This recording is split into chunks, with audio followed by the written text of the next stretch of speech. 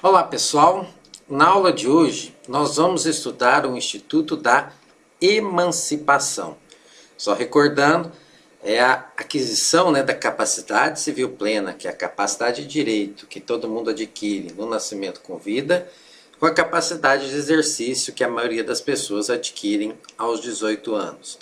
Isso é a capacidade civil plena. O Instituto da Emancipação é quando essa capacidade civil plena é adquirida antes dos 18 anos. É esse o nosso tema de hoje. Então, como nós já estudamos em aulas anteriores, a aquisição da capacidade civil plena, ou a menoridade, como se diz mais popularmente, ela acontece por uma questão de idade aos 18 anos, e a maioria das pessoas adquire a capacidade civil plena aos 18 anos, mas ela pode acontecer antes dos 18 anos. E quando isso acontece, é que nós chamamos de emancipação. Isso quer dizer que houve a emancipação, conforme está aí no artigo 5º do Código Civil. A menoridade cessa aos 18 anos completos, essa é a regra, quando a pessoa fica habilitada à prática de todos os atos da vida civil. Tá certo? Só toma cuidado com essa afirmação, todos os atos da vida civil, ela fica habilitada sim, mas o que nós estamos tratando de emancipação, isso quer dizer só a respeito de direitos patrimoniais, tá certo? Existem tipos de emancipação, na verdade são 3, tá certo? Nós vamos estudar as 2 primeiras nesse quadro que tem na frente de vocês. Emancipação voluntária e emancipação judicial. Como se dá primeiro a emancipação voluntária? Primeira questão é que é uma concessão dos pais ao menor. Isso é um benefício, isso é uma boa vontade que os pais têm com relação ao menor. Como se trata de um puro arbítrio dos pais, não existe possibilidade do menor exigir a sua emancipação judicialmente.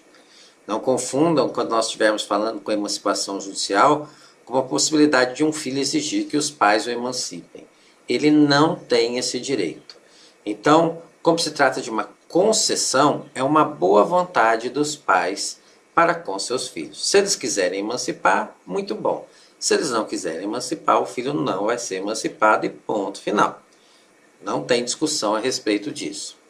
Quando os pais querem fazer essa emancipação, eles vão até um cartório de notas e celebram uma escritura pública de emancipação. Quem assina esse documento? Os pais e os filhos, o filho a ser emancipado. Isso porque também nenhum filho vai ser emancipado contra a sua vontade. Então o filho tem que assinar concordando em ser emancipado. Se os pais quiserem emancipar o menor e o menor não quiser ser emancipado, não vamos ter emancipação. Da mesma forma que se o filho quiser ser emancipado e os pais não quiserem, também não teremos emancipação. Emancipação só teremos se os dois assinarem. Pais, os 3, pais e filhos. E eles assinam essa escritura pública. De posse dessa escritura pública, qualquer um deles vai ao cartório de registro civil das pessoas naturais, aquele cartório que faz certidão de nascimento, que faz registro de nascimento, registro de casamento, eles vão até esse cartório e fazem o registro. Assim, todas as vezes que um menor tirar uma certidão do seu registro de nascimento, vai sair lá no rodapé que ele foi emancipado e a data da emancipação. Então essa é a emancipação voluntária, quando os pais fazem essa concessão aos menores. Todos têm que querer, faça uma escritura pública e registra-se no cartório de registro civil. Ponto final. Qual que é a segunda hipótese? A emancipação judicial. Qual que é a diferença? Ela também é uma concessão ao menor, mas quem é que dá essa concessão? É a figura do tutor. Quando os pais já não estiverem vivos ou eventualmente foram destituídos do poder de pai, isso é a figura que vocês vão estudar no direito de família, mas assim, o caso mais comum quando tem um tutor é porque os pais não estão vivos, então precisa se nomear alguém para representar ou assistir esse menor. E esse tutor acha que o menor já é uma pessoa com grande discernimento, é uma pessoa bem lúcida, responsável, e ele quer fazer a emancipação do menor, e o menor, que a gente chama de pupilo, também quer ser emancipado. Ele tem o direito de ir ao cartório e fazer uma escritura de emancipação? A resposta é negativa. O direito não dá ao tutor o direito de emancipar o menor por escritura pública. O que ele tem que fazer? Tutor e menor têm que entrar com um pedido judicial. E aí então se tem uma sentença judicial, a sentença do juiz, concedendo a emancipação judicial, a emancipação do menor. O que se faz com essa sentença? Pega uma cópia da sentença, vai lá no cartório de registro civil e também faz o registro. Então a diferença básica entre a emancipação voluntária e a emancipação judicial é que a emancipação voluntária ela só existe nas figuras dos pais, os pais que emancipam. E a emancipação judicial é a figura do tutor. O tutor é que emancipa porque não tem os pais, o menor não tem os pais. O documento, questão da emancipação voluntária, é a escritura pública. O documento de emancipação, no caso da emancipação judicial, é a sentença judicial. Tanto faz se for escritura pública, tanto faz se for sentença judicial, tem que pegar esse documento e registrar lá no cartório de registro civil das pessoas naturais. Essas são as duas primeiras modalidades de emancipação que nós temos. Mais uma vez eu vou falar só para vocês nunca esquecerem. Emancipação judicial é do tutor para o seu pupilo, tá certo? Não é a possibilidade de um menor exigir a sua emancipação em juízo. Muito cuidado com relação a isso. Nossos alunos erram muito essa questão. Combinado? E a outra figura, qual seria? Nós temos então a emancipação voluntária judicial e a terceira figura que eu disse para vocês, a emancipação legal. Aí, gente, é a lei que emancipa. Então, na emancipação voluntária são os pais, a emancipação judicial é o tutor e a emancipação legal vem legal no sentido da lei. É a lei que emancipa esse menor. E diferentemente das outras duas, que é a voluntária judicial, na emancipação legal não existe um documento para ser registrado no cartório de registro civil. Não necessita de absolutamente nada. Basta que o menor esteja numa determinada situação que a lei vai falar expressamente e ele já está emancipado. Por isso que os autores dizem que a emancipação legal é automática. Se acontecer um determinado fato, o menor está emancipado por força de lei. Então, resumão, emancipação voluntária. Pais emancipam pela escritura pública e o registro. Emancipação judicial, tutor emancipa pela sentença judicial e faz o registro. Na emancipação legal não tem nada, nada disso. Aconteceu um fato que a lei prevê que emancipa o menor, ele está emancipado, ponto final. Não tem documento, não tem registro a respeito disso. Não podemos deixar de falar que existe um caso específico de emancipação judicial, um caso muito restrito. Que caso é esse?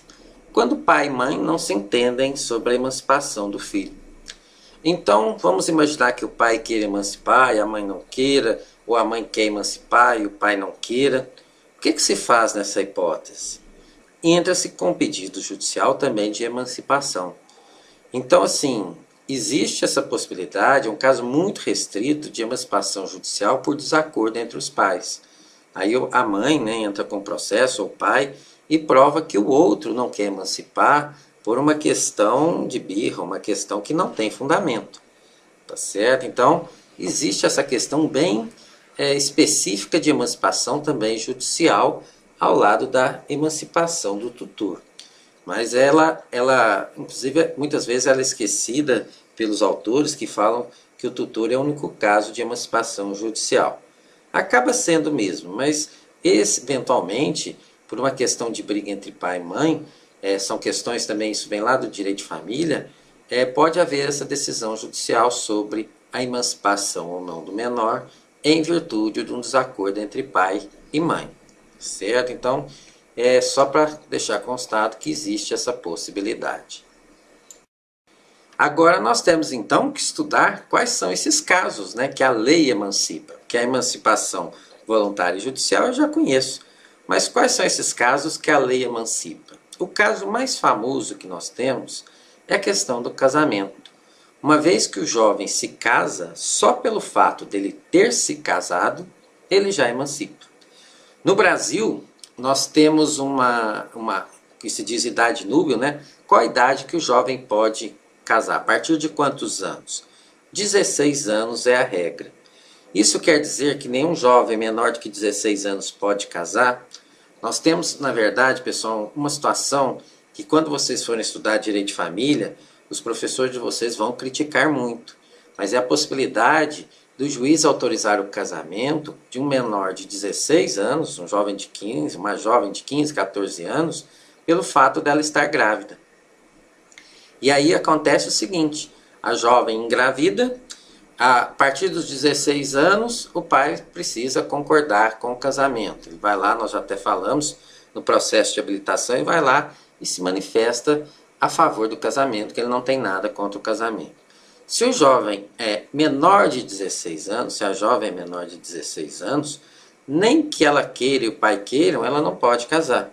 Porque o pai só pode dar essa autorização a partir dos 16 anos. Mas se ela tem 15, se ela tem 14, 13, 12 anos e eventualmente ela engravida, o que ela faz? Ela entra com pedido de autorização judicial para o casamento pelo fato dela estar grávida. E o juiz concede a autorização. E aí nós temos casos então de uma moça que engravidou aos 13 anos, ela casar e está emancipada com 13 anos.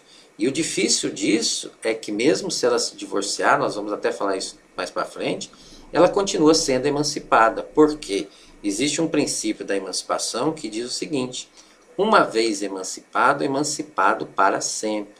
Ninguém que é emancipado na forma da lei volta depois a ser relativamente capaz, a não ser que seja um caso de incapacidade mesmo, uma questão de uma doença, alguma coisa que ele vá perder o discernimento. Coisas que nós já estudamos lá no artigo 4º do Código Civil. Mas a regra é que uma vez emancipado, para sempre emancipado. Então, se ela se casa com 13 porque ela está grávida e divorcia-se um mês depois, ela continua emancipada para sempre, tá certo? Então, nós temos uma crítica muito grande dos autores de direito civil, principalmente de direito de família, a respeito dessa possibilidade dela se casar antes dos 16 anos. Porque isso dá uma possibilidade, vamos imaginar um caso. Imaginem vocês com a moça de 14 anos, quer se casar, e os pais são contra, mas a vontade deles é até indiferente, porque mesmo se eles fossem a favor, eles não poderiam concordar com o casamento. E ela, jovem, 14 anos, ela quer se casar e a lei não autoriza o casamento dela. O que ela faz? Engravida. Se ela engravidar, ela consegue o tal casamento.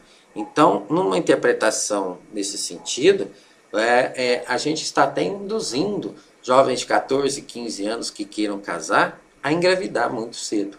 Então, é um artigo extremamente infeliz do nosso direito de família. Mas não é o caso que nós vamos estudar aqui, vocês vão estudar isso dentro do direito de família. A única coisa que eu queria deixar claro, então, casou, está emancipado. Não precisa, o casamento vai ser registrado, né? A ata do casamento vai ser registrado. Mas algum ato específico para a emancipação, isso é altamente dispensável. Na hora que ele se casa, ele está assinando também a sua própria emancipação. Então aqui está a pergunta que eu acabei de fazer para vocês. O jovem que foi emancipado pelo casamento retorna à condição de relativamente capaz, caso venha a se divorciar? Nós já respondemos isso para vocês. E a resposta é, uma vez emancipado, para sempre emancipado. Isso é em qualquer situação de emancipação. Certo? Guardem aí. Uma vez emancipado, para sempre emancipado. Agora, uma questão um pouco mais complexa é se o casamento for declarado nulo, tá certo? Aquela emancipação que eu consegui, eu perco, porque um dos princípios do que é nulo é que o que é nulo nunca produz efeitos. Ele não produz nenhum efeito, tá certo? Então, a doutrina tem discutido.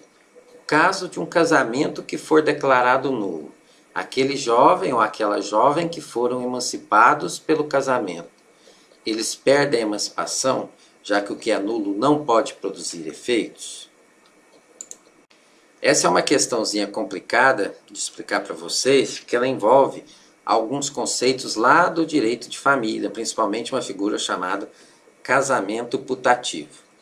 Então, antes de eu explicar a questão do casamento putativo, vou só mostrar que essa questão de se perder a emancipação por um casamento nulo, ela não é pacífica na doutrina. Existe uma corrente que fala que sim, porque o que é nulo não produz efeitos, não produz sequer o efeito de emancipar as pessoas. Então, é um pensamento muito técnico e tem o seu fundamento, tá certo? Porque realmente o que é nulo não produz efeitos mesmo, não teria o efeito sequer de emancipar.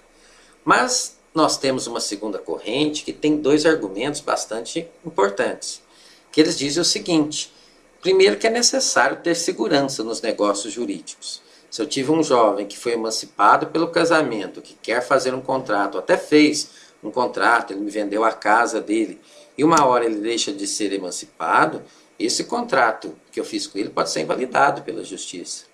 Então isso me traria uma grande insegurança de fazer negócios com alguém que foi emancipado pelo casamento, porque se teve alguma falha no casamento, tá certo?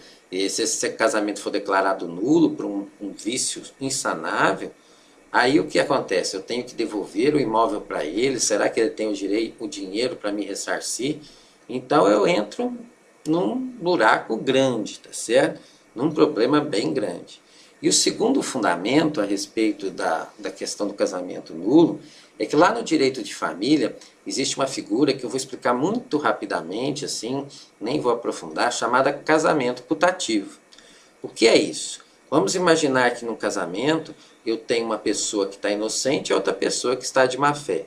É o caso, por exemplo, só para ilustrar, de uma pessoa que se casa com uma mulher, um homem que se casa com a mulher, mas na verdade ele já é casado. E por alguma falha na documentação isso não constou. E ele se casou uma segunda vez. 5, 6 anos depois do casamento, descobre-se que ele, quando casou com essa mulher, ele já era casado, lá do outro lado do Brasil. E aí, esse segundo casamento é declarado nulo, porque ninguém pode ser casado com duas pessoas no direito brasileiro. E aí vem a questão, poxa, mas e essa moça que foi enganada, essa esposa que teve o casamento nulificado e que foi enganada? O que acontece com ela? Em virtude de uma exceção da lei, é a única exceção a respeito dessa questão da nulidade, nós temos a figura do casamento putativo. Ela vai ter todos os direitos, como se o casamento fosse válido e ela estivesse se divorciando.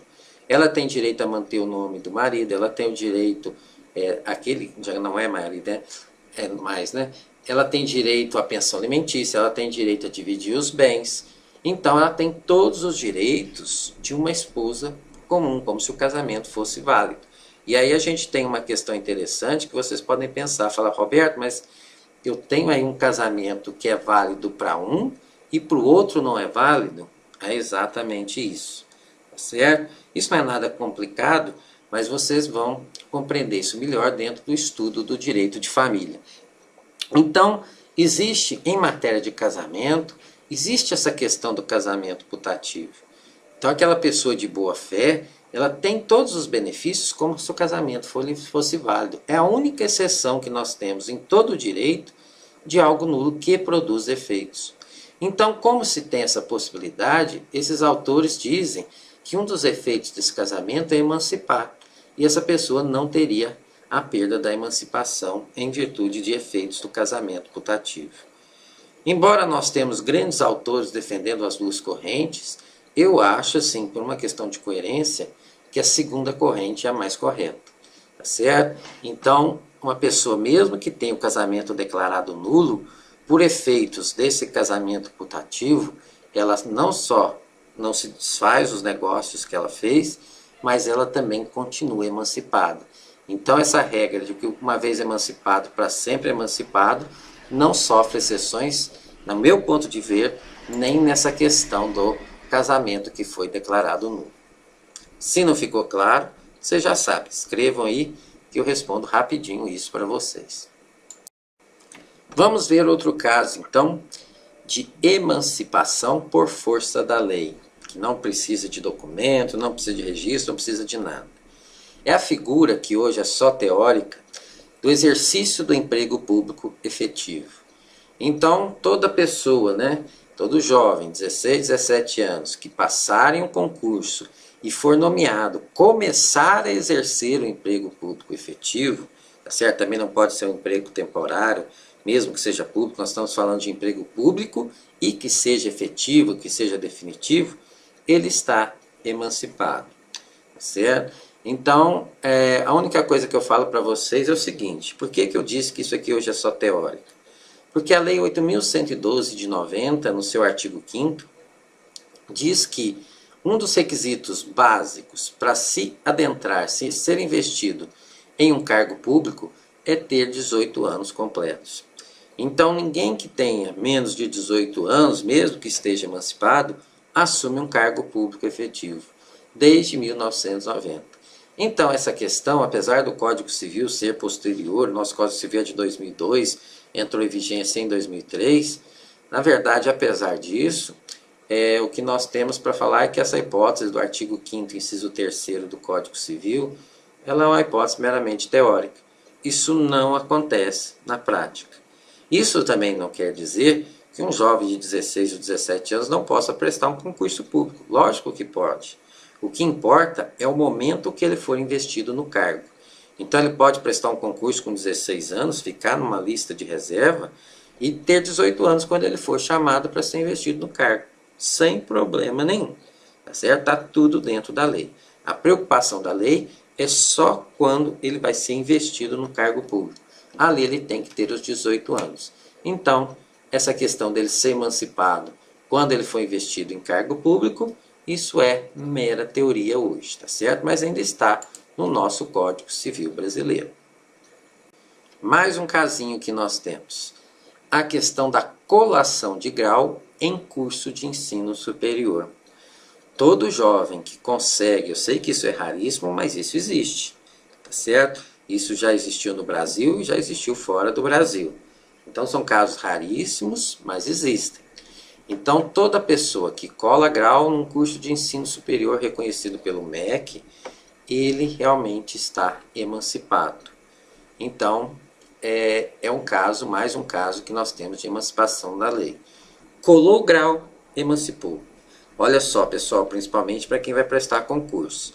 Nós estamos falando em colação de grau. Não estamos falando dele ter terminado os ensinos superiores, os estudos em ensino superior, num curso de graduação. Então, o dia que é o último dia de aula dele, ele está emancipado? A resposta é não. É no ato da colação de grau. Então, naquele momento que ele assina o livro, né, de colação de grau, ele está sendo emancipado. E outro detalhe: a lei não fixa a idade mínima, não. Tá certo? Se ele conseguir colar grau com 14, 15 anos, ele está emancipado com 14, 15 anos. Isso faz todo sentido, né, pessoal? Vamos imaginar nós aqui, que nós fomos uma pessoa que se forma em Direito, cola grau em Direito com 16 anos, 17 anos. Ele tem poderes para lutar pela liberdade das pessoas, lutar sobre grandes patrimônios. E será que ele não tinha condição de administrar o próprio patrimônio? Seria total incompreensão da lei. Seria uma lei totalmente equivocada. Então, não temos essa possibilidade. Colou grau em curso de ensino superior, ele está emancipado automaticamente. Não preciso fazer absolutamente nada. E para quem acha que isso é só teoria, eu coloco aí para vocês uma reportagem da BBC Brasil, do ano de 2013, onde um menino autista nos Estados Unidos, com 14 anos de idade, adentrou o mestrado de física quântica. Então, é um caso assim, se fosse no Brasil, é lógico que ele já estaria emancipado. Apesar dele ser autista e coisas mais, mas o conhecimento, o discernimento que ele tem uma capacidade ampla de administrar o próprio patrimônio.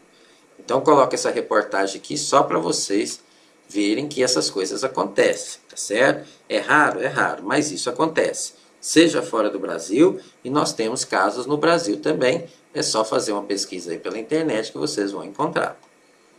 Mais um casinho de emancipação legal. Esse aqui de todos é o mais complicadinho. O que fala a lei? Pelo estabelecimento civil ou comercial ou pela existência de relação de emprego, desde que, em função deles, o menor com 16 anos completos tenha economia própria. O que a lei está querendo dizer para nós? Seja ele um autônomo, seja ele membro de uma empresa, seja ele um empregado, se ele tiver um grande rendimento que lhe proporcione condições de bem viver, de não ser dependente dos seus pais, que lhe dê uma grande tranquilidade financeira. Não é questão assim, pessoa que tem um emprego só para manter as suas despesas, não. Nós estamos falando de uma boa, realmente boa condição financeira. Esse jovem, a partir dos 16 anos, é considerado automaticamente emancipado.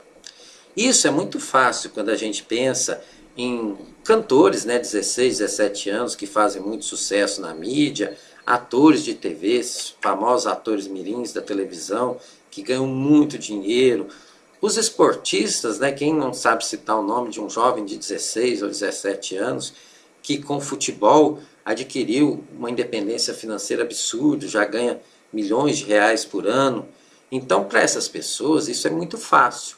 Eu olho para a pessoa, olho para um jogador de futebol renomado, um artista renomado, um cantor renomado que ele tem 16 ou 17 anos, eu já posso negociar com ele diretamente, porque eu sei que ele é emancipado pela sua condição financeira. O problema disso é que, como não tem um documento, trata-se de emancipação legal, e todos os casos de emancipação legal não tem um documento para comprovar essa emancipação, isso se torna absurdamente difícil para aquele cidadão comum que é anônimo.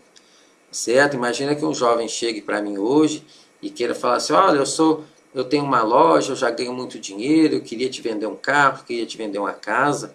Como é que eu vou ter condições de fazer um negócio com 100% de garantia, que na verdade eu estou tratando com um jovem emancipado? Isso é extremamente complexo, isso é difícil da gente imaginar na prática, tá certo? Então, quando eu estou falando de um caso que um pai emancipa um filho, eu tenho um documento lá para provar que ele está emancipado.